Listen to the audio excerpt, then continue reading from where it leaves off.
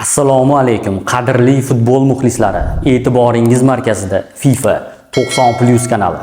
Jahon chempionati 2026 chorak final bosqichi ham katta tezlik bilan davom etmoqda. Kecha chorak finalning ilk katta to'qnashuvi bo'lib o'tdi. Fransiya va Marokash. Ushbu o'yinda Fransiya o'z tajribasini ko'rsatdi. Marokash esa mundial davomida o'z muxlislarini hayratda qoldirib kelayotgan edi. Lekin bu safar ularga qarshi o'ta sovuqqon va hisob-kitob bilan o'ynaydigan Fransiya raqib bo'ldi. Birinchi bo'lim ancha ehtiyotkor boshlandi. Fransiya imkoniyat izladi. Marokash esa qarshi hujumlarda xavf tug'dirishga harakat qildi. Lekin ikkinchi bo'limda Fransiya baribir o'z so'zini aytdi. 60-daqiqada Kylian Mbappe hisobni ochdi. Ushbu gol o'yinning kayfiyatini butunlay o'zgartirib yubordi. Marokash oldinga chiqishga majbur bo'ldi. Fransiya esa bo'sh hududlardan foydalana boshladi. Oradan uzoq vaqt o'tmay 66-daqiqada Usmon Dembele hisobni 2-0 ko'rinishiga olib keldi. Shu bilan Marokashning yarim final orzulari ancha uzoqlashdi. Fransiya esa katta tajriba bilan o'yinni nazorat qildi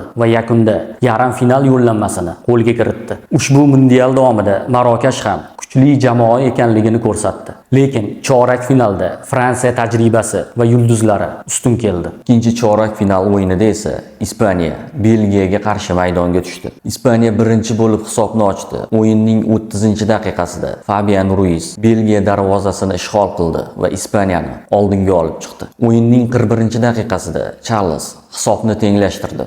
O'ng qanotdan uzatilgan to'pni bosh bilan Ispaniya darvozasiga joylab qo'ydi. Ikkinchi bo'limda ham har ikki jamoada juda qulay vaziyatlar bo'ldi. Lekin Ispaniya 88-daqiqada hal qiluvchi zarbani berdi. Darvozabondan qaytgan to'pni Mikel Merino Belgiya darvozasiga joylab qo'ydi. Shu tariqa Ispaniya Belgiyani 2-1 hisobida mag'lub etib, yarim final yo'llanmasini qo'lga kiritdi. Endi navbatdagi chorak final o'yinlariga qaraymiz. Argentina, Shveysariya, Angliya, Norvegiya. Norvegiya Angliyani ham mag'lub eta oladimi? Argentina Shveysariya o'yinidan qanday natija kutyapsiz? Siz nima deb o'ylaysiz? Fransiya, Ispaniya yarim finalida kim g'alaba qozonadi? Albatta, fikrlaringizni yozib qoldiring. Kanalimizga obuna bo'lishni unutmang. Futbol davom etadi. Biz esa sizga eng so'nggi yangiliklarni yetkazishda davom etamiz. Xayr, salomat bo'ling.